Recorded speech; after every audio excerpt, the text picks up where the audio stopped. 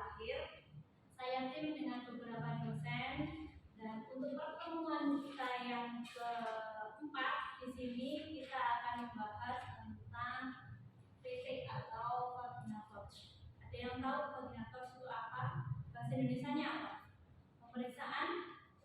Pemeriksaan dalam. Oke. Dari pemeriksaan dalam ini, apakah sudah ada pandangan tentang dari pemeriksaan dalamnya itu seperti apa? Apa sih yang diperiksa itu?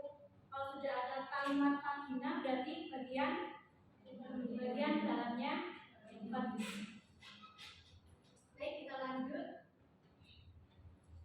Ini ya, pemeriksaan dalam atau nama kerennya PT. Di situ adalah tentang pemeriksaan yang dilakukan memasukkan jari, cukup jari ya, bukan tangan semua yang masuk ya. Jadi di dalam lihat senggama untuk mengetahui apa saya itu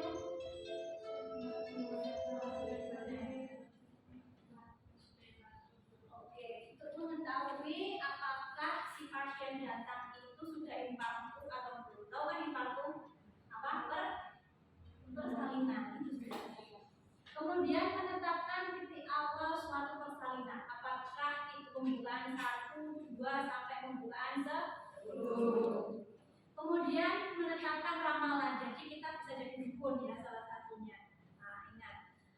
Kalau dukun pasti ada metode-metodenya apa untuk mengetahui jam berapa dia akan persalinan seperti itu. Kemudian pada saat PT ya dilakukan itu berdasarkan beberapa indikasi yang paling penting ya.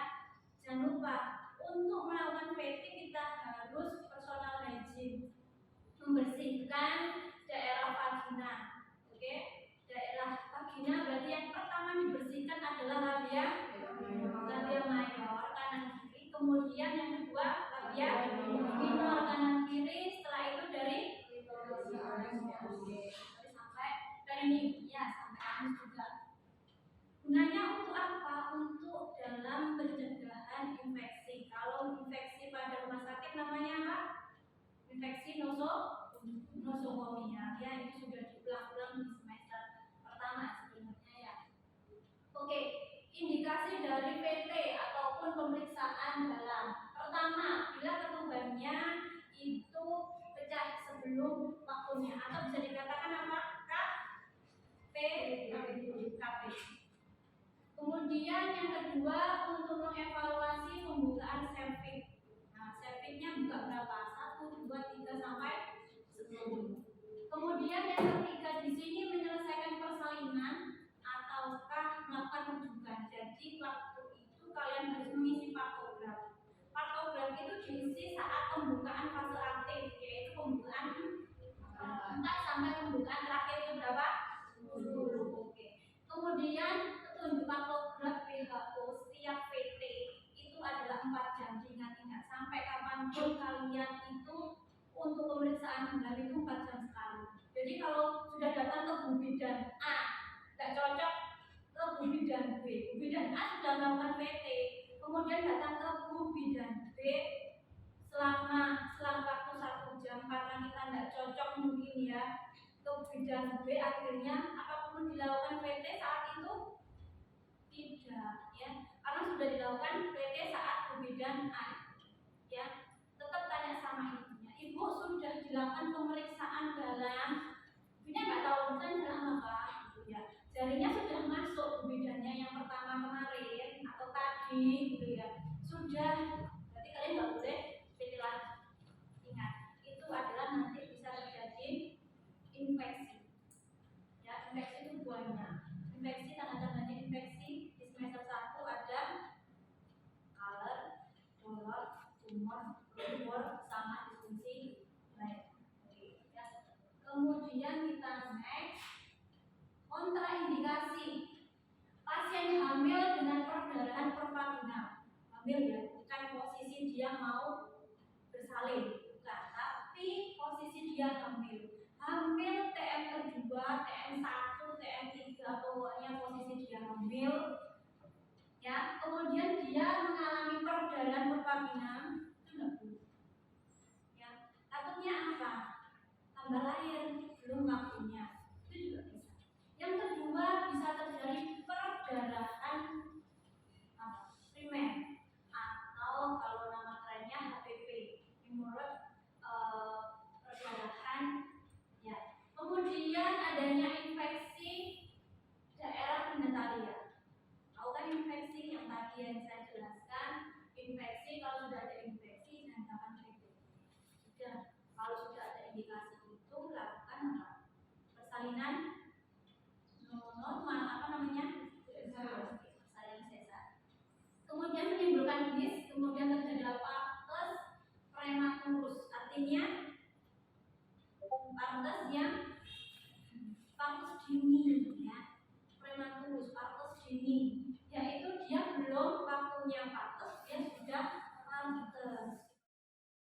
Kemudian saat benar-benar keluar kepala besar, ya enggak? Merasa seperti itu enggak kalian saat melihat video persalinan? Ya kan merasa kayak kok semakin besar ya kepalanya? Ya karena suturannya itu posisinya masih tumpang tindih. Kalau sudah keluar dia akan sejajar bisa, masih tumpang tindih juga bisa, tergantung dari tulang kepala. Itu ya, paham dari sini? Oke, kita next ya. Oke, 10 penilaian saat PT. Oke, 10 penilaian. Yang pertama keadaan vulva sama vagina. Oke, ini saya punya contoh. Ini pembukaan 5. Oke. Yang pertama keadaan vulva vagina. Nih, bagian depan. Vulvanya seperti apa, vaginanya seperti apa? Apakah di situ bersih atau kotor? Kotornya itu karena apa? Darah bisa, ya. Kalau mau bersalin, ibunya suruh mencukur apa? Rambut pubisnya, ya. Di bagian kanan ini.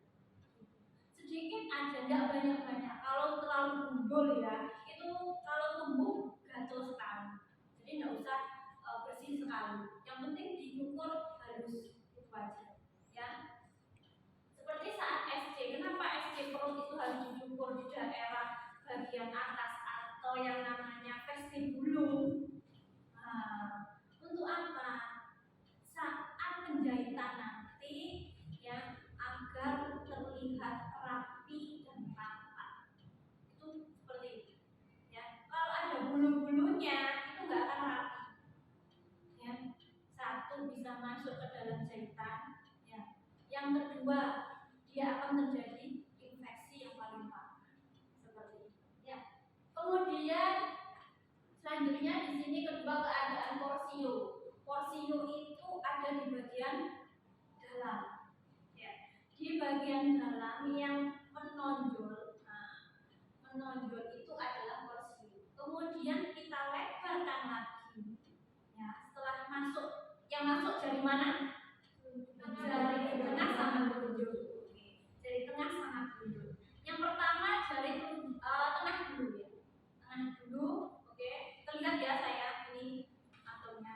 Kemudian baru mengikuti untuk jari telunjuknya. Oke. Masuk sampai ke pangkal ya, otot ya. Kalau sudah terasa yang dilihat keadaan porsio. Jadi tangan itu ke atas, ke bawah, ke atas. Ya. Setelah itu baru dilebarkan untuk mengetahui pembukaannya berapa. Kemudian ditutup lagi seperti ini, ditusuk lagi itu untuk mengetahui ini ketuban apa kepala.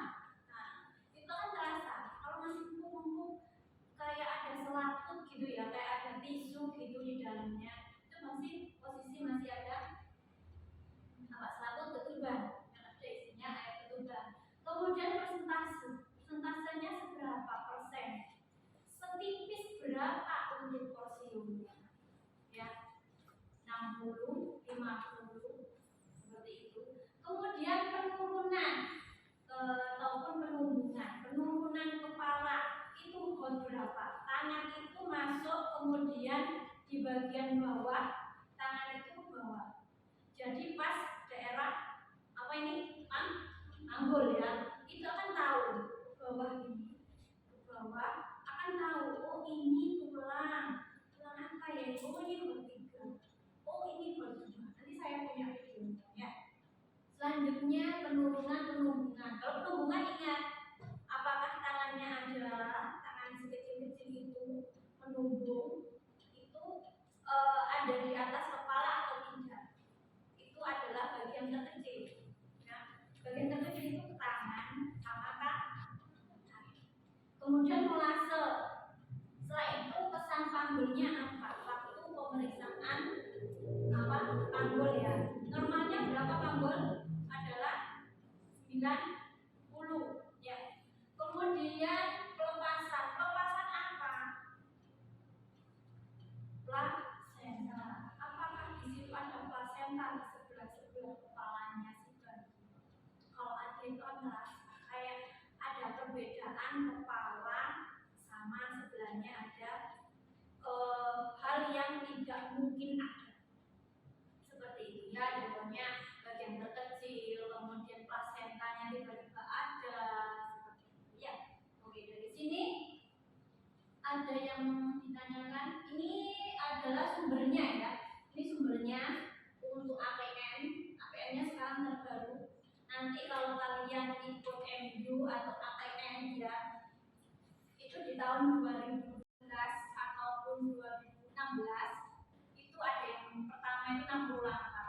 Habis itu turun lagi jadi 58. Terus naik lagi 60, sekarang masih 58. Diturunkan lagi. Nggak tahu alasannya untuk mempermudah para bidan, karena pada 58 langkah itu nanti akan pelatihan MU lagi yang kedua ya. Iya. Selanjutnya kita akan mendengarkan pada pemeriksaan PPI. Terlihat ya.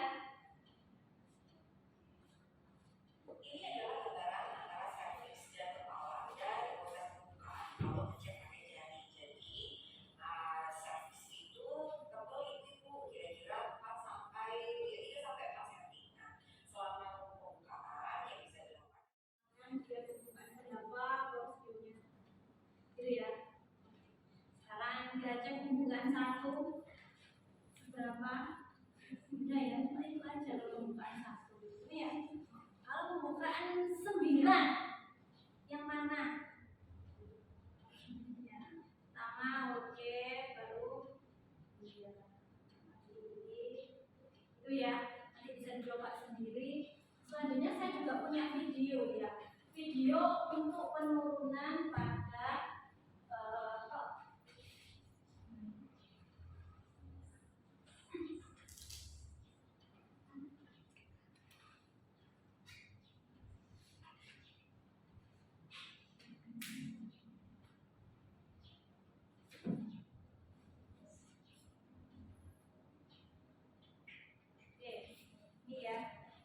di sini sudah tahu di posisinya ya. Di situ ada plasenta, kemudian ada yang namanya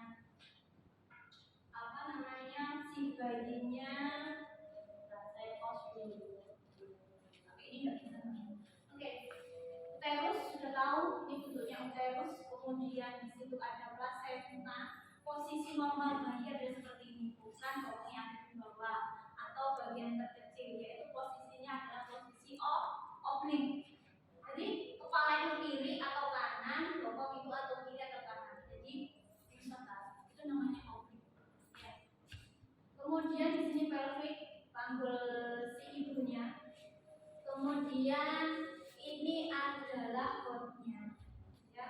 Hot 1, hot 2, hot 3 itu ada di sini ya. Kita akan simak untuk penurunan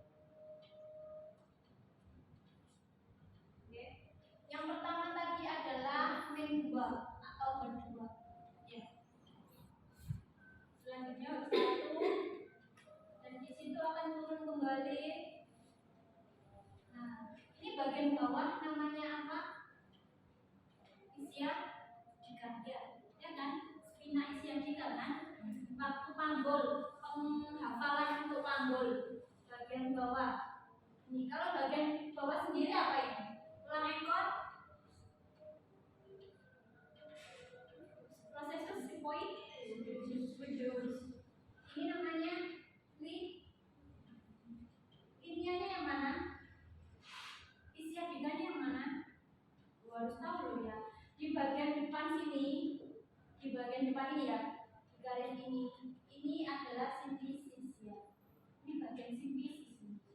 Ya kan, tepi atas bawah simfisis.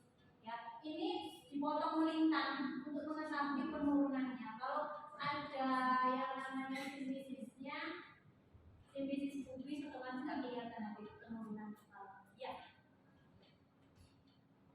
Oke, kita next. Ini juga ada lagi plus hot 1, hot 2, plus 1 hot. Oke. Kalau sudah ada penurunan kepala, otomatis kepalanya semakin maju kan itu. Ya enggak, ini apa perbedaan dari kepala yang pertama sama kepala yang terakhir? Apa yang kalian lihat? Lebih besar ya? Iya kan? Lebih besar. Lebih besar, kemudian kepalanya agak menonjol kan? Iya enggak? Nah, kemudian posisi bahunya berubah enggak? Berubah ya? Oke, tangannya tetap, kakinya tetap. Dan ini sekali perubahan ya. Perempuan itu harus nangis enggak sih?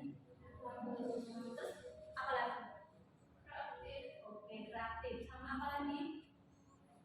Sudah begitu aja. Yang penting nangis sama kreatif. Kalau enggak nangis berarti ada apa? Ada cairan di dalam paru-paru. Surfaktannya belum bersih ya. Kenapa bayi itu menangis? Salah satunya itu membersihkan cairan yang ada di paru-paru. Kita next. Ini dipotong. Ini tepi atas simfisis, ini tepi bawah simfisis. Jadi tidak usah bingung-bingung. Panggul sempit atau tidak yang ada di gambar ini bisa mengetahui jarak antara kanan dan kiri. Sudah tahu ini? B ya? Belum mau B kan? P atau V atau F? V ya, nah sebut. Gunanya untuk apa sih ini? Gitu? Gunanya untuk apa? Untuk apa? Untuk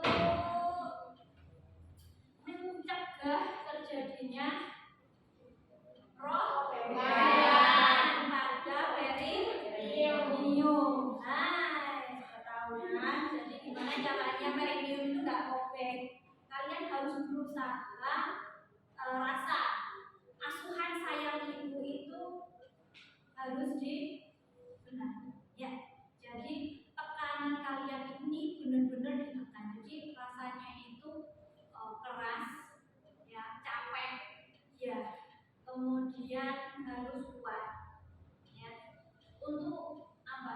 Untuk menjaga tidak ada problem. Ya.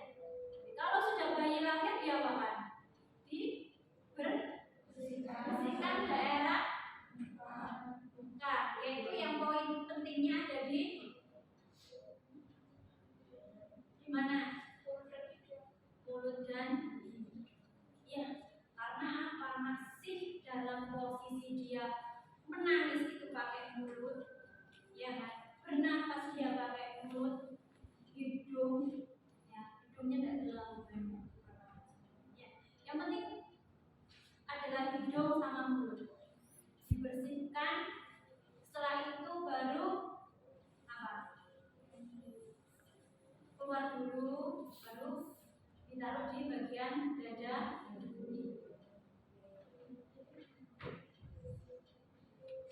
Oke, kita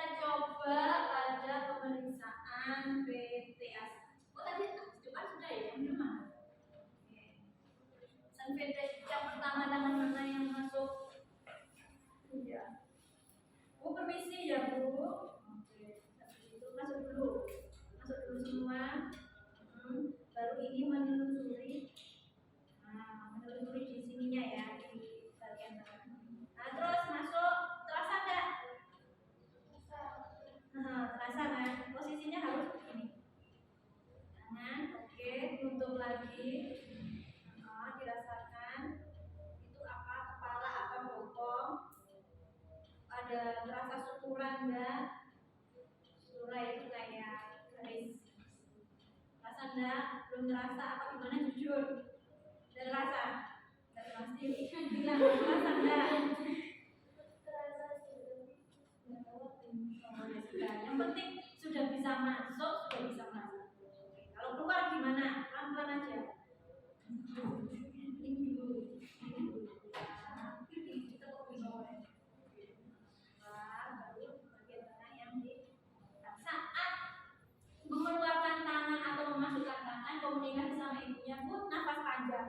Soalnya memasukkan tangan itu suara soalnya sudah kontraksi bagian perut, kemudian dimasukkan benda asing yaitu berupa jaring gitu ya. Jadi tetap komunikasi sama si. Oke, silakan. Yang pertama bagian tengah. Oke, bagian tengah masuk. Sudah, habis itu bagian telunjuk masuk pelan-pelan. Oke, ibu permisi ya. Terus lanjut. Apa yang dirasakan? Masuk, apa yang dirasakan? Apa? Ya bilang aja empuk, hangat atau gimana? Oke, kemudian ditarik, dilebarkan, diputar kanan kiri. Oke, diputar kanan kiri. Apa yang dirasakan? Pembukaan berapakah ini? Silahkan diambil pelan-pelan, ambilnya itu napas panjang. Oke, terima kasih. Bukan berapa?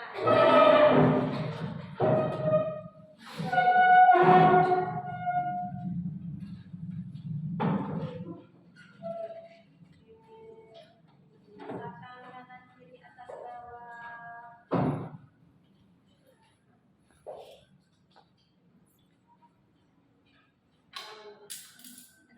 Sudah bukan berapa ini?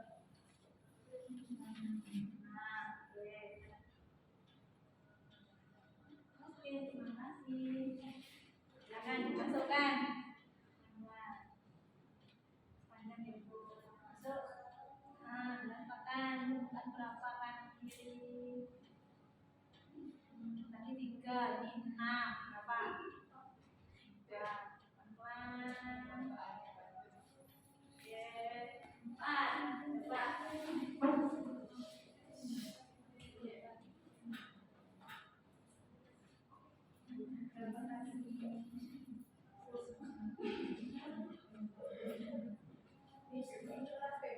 Udah sampai, masa nggak sampai? Nah, berapa bukanya? Berapa?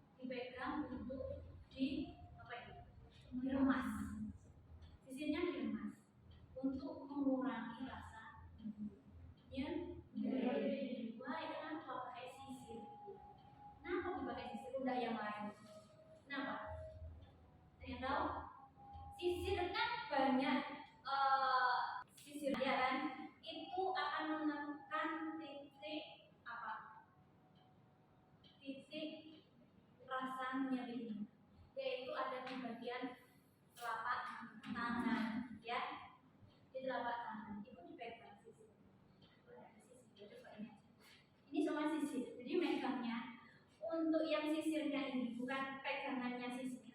Yang sisirnya ini itu ada di telapak tangan. Ya, sambil nafas panjang. Untuk mengurangi rasa nyeri, tidak ada di materi itu. Ataupun di materi yang lain ada enggak? Tidak ada. Tidak ada ya. Karena ini adalah sistem non farmakologis untuk mengurangi rasa nyeri persalinan. Ya. Bisa kalau farmakologis pakai apa? Obat-obatan. Kalau non farmakologis atau yang lainnya tanpa menggunakan obat, ya, itu menggunakan sisir. Ya, kemudian apalagi goyang panggul. Ya, nah, jadi kalau masalah imun gitu ya, itu salah satu metode di mana dia untuk menurunkan rasa nyeri sama menurunkan kepala. Jadi jangan salah, goyang itu bisa membantu proses persalinan lebih cepat biar tidak ada angka kenaikan untuk persalinan SC. Ya, karena apa? Kalau persalinan SC otomatis proses penyembuhannya akan terlalu lama dibanding persalinan normal. Kalau saya tanya yang lain yang pernah merasakan operasi sesar sama dia akan mengatakan paling enjoy dengan normal. Jangan dikatakan bersalin normal itu dia sebagai ibu murni gitu ya, banyak. Kalau persalinan dengan sesar SC dia bukan ibu sejati gitu kan ya. Padahal itu sama saja merasakan sakit, ya kan? Bukan satu sampai pembukaan 4 dia akan merasakan sama-sama dia adalah ibu seutuhnya. Cuma yang membedakan adalah prosesnya. Prosesnya dia normal sama prosesnya dia ses. Oke, ada yang ditanyakan tentang persalinan ya, ataupun pertanyaan tentang rasa nyeri seperti apakah yang harus menggunakan sisir itu atau yang lain silakan. Ada yang lain? Silakan ditanyakan. Oke, saya ulangi lagi. Pada pemeriksaan dalam, ya, pemeriksaan dalam itu pasien harus tahu komunikasi. Yang kedua, bedanya, ya, itu otomatis dia harus paham PI-nya, ya, langkah pada pemeriksaan. Langkah pertamanya apa? Dia harus membersihkan daerah vulva vagina. Ya, setelah dibersihkan, posisi kita sendiri itu sarung tangan itu harus ganti, ya enggak?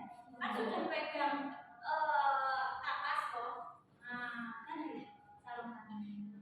Setelah PT selesai, ganti sarung tangannya.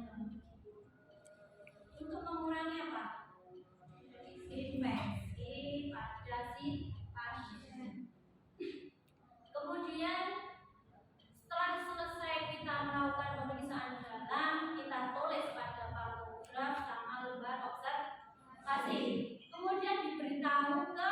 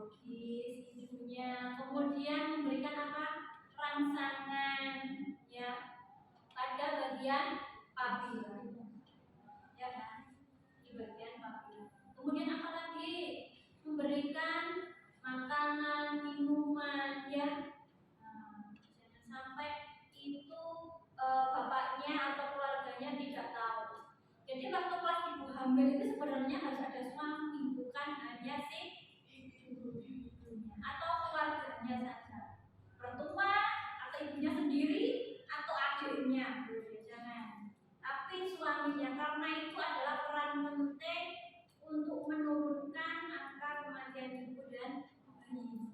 Ya. Jadi besok kalau kalian melakukan penelitian, alangkah baiknya suami itu dimasukkan dalam populasi penelitian, sampel penelitian. Salah satunya itu karena hubungan keluarga, terutama suami ya, itu mempengaruhi psikologis dari si ibu. Oke, paham ya dari sini? Jadi setiap tindakan yang dilakukan di bidan adalah konsen. Nah, konsen yang pertama, buku KIA itu penting gak sih? Isinya buku KIA itu apa? Pemeriksaan kehamilan, ya kan? Habis itu nifas masih masuk di dalamnya, ya bayi baru lahir masuk di dalamnya kan? Imunisasi bayi, kemudian tumbuh kembang masih masuk kan? Yang gizinya masuk. Buku KIA itu depan belakang apa depan aja? Belakang ya. Pengembangan dari model salah satunya buku KIA sudah baik dibanding yang tahun lalu. Kalau tahun lalu cukup ibu aja, bayi cuma sebagian kecil. Kalau yang sekarang sudah bisa di dalamnya pembuatan MPASI, ya kan? Nah, itu gimana caranya menangani bayi yang nggak mau makan, seperti itu. Yang kurang apa? Kalau kalian membaca buku KIA ini, kalau VT-nya di dalam buku KIA ada nggak waktu persalinan? Tidak ada ya, karena persalinan itu ikut ke patograf dengan pembukaan K. Dimulai dari pembukaan 4, 5, 6, 7, 8, 9, 10. Itu ada fasenya. Fase akselerasi, dilatasi, ya, dilatasi maksimal, seperti itu. Ada yang menanyakan? Pada dasarnya untuk pemeriksaan PT 10 langkah pemeriksaan itu harus apa? Ya, di luar kepala. Sebenarnya harusnya itu, karena pada pemeriksaan PT kita perlu perasaan, bukan hanya meriksa, tapi perlu perasaan untuk mencari apa? Posio, pembukaan, penipisan, itu penurunannya kepala atau bokong, seperti halnya saat kalian melakukan apa? Kalau kehamilan pakai pemeriksaan lab. Oke, level 1, 2, sudah itu aja. 2, 3, 4. Level terakhir untuk menentukan rendah, kemudian bagian rendah sama apa? Seberapa masuk kepala masuk PAP panjangan dari pintu atas lambung. Baik, yang ditanyakan saya terus menanya. Biasanya pertanyaan mahasiswa itu pertanyaan yang sangat-sangat bagus dibanding saya menjelaskan aja. Silakan. Biasanya pertanyaan mahasiswa itu sampai dosennya itu tidak bisa jawab. Benar itu ada itu ya. Kalau masalah kesehatan, otomatis kalian harus bisa tahu promosinya. Promosi caranya biar keluarga ikut berpartisipasi berpartisipasi dalam hal persalinan, kemudian dalam hal nifas, kemudian perawatan bayi. Yang kalian lihat selama ini perawatan bayi dilakukan, siapa yang melakukan? Ibu, bapak, mertua, ibu, adik, siapa? Ibu kan? Ibu berada di piramida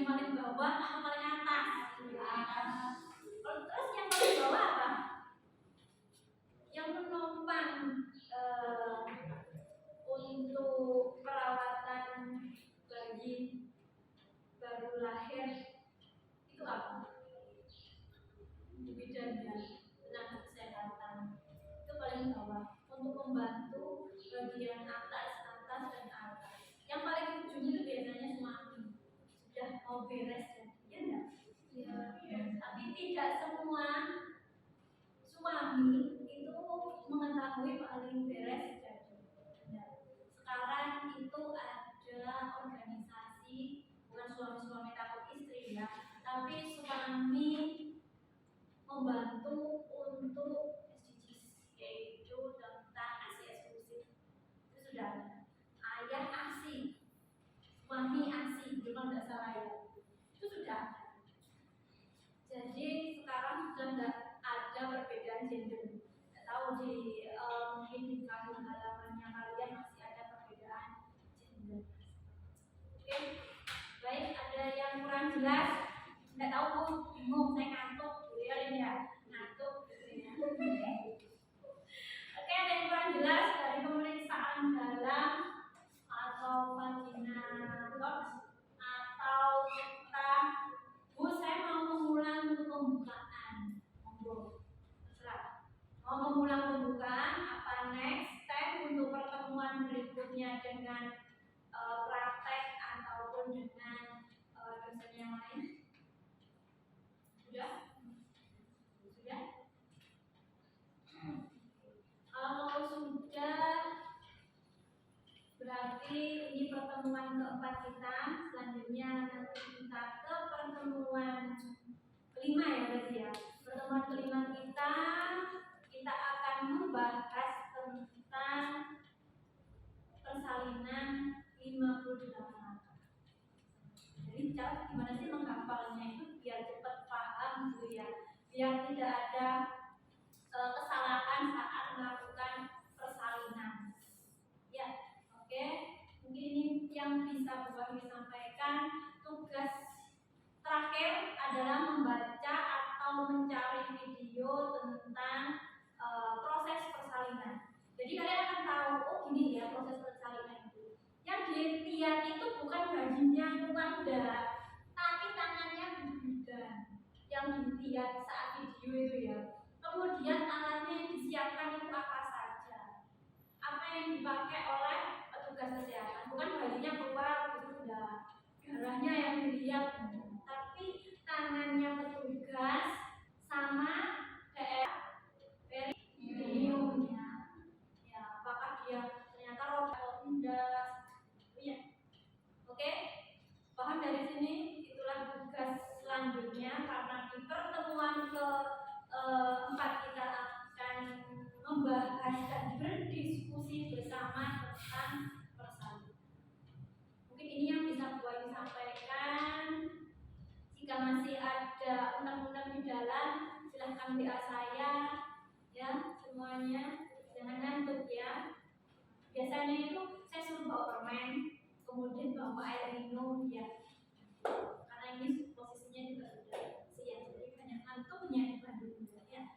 Oke, saya akhiri. Selamat siang. Assalamualaikum warahmatullahi wabarakatuh. Selamat beraktivitas. Kita akan